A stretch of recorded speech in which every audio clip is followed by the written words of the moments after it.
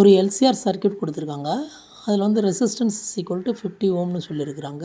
இண்டக்டன்ஸ்லையும் கெப்பாசிட்டன்ஸ்லையும் வந்து 400 வோல்ட் வந்து ட்ராப் ஆகுது அப்படின்னு சொல்லியிருக்காங்க. இந்த சூழலில் வந்து ஒரு அம்மீட்டர் வந்து பொருத்திருக்காங்க. அந்த அம்மீட்டரில் போகக்கூடிய கரண்ட் எவ்வளவு, அந்த ரெசிஸ்டன்ஸு உருவாக்கக்கூடிய வோல்டேஜ் ட்ராப் எவ்வளவு அப்படின்னு கேட்டிருக்கு.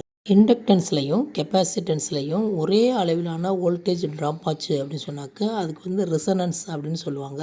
இந்த ரெசனன்ஸ் சூழலில் நமக்கு வந்து கெப்பாசிட்டன்ஸோட ஒர்க்கும் இண்டக்டன்ஸோட ஒர்க்கும் வந்து ரெண்டும் வந்து நல்லிஃபை ஆகிடும்.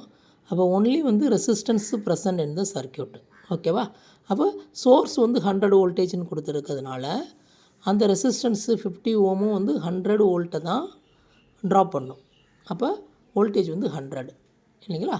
அப்போ கரண்ட் எவ்வளவு? வோல்டேஜ் டிவைடட் பை ரெசிஸ்டன்ஸ் போட்டோம்னா 2 ஆம்ப்ஸ்.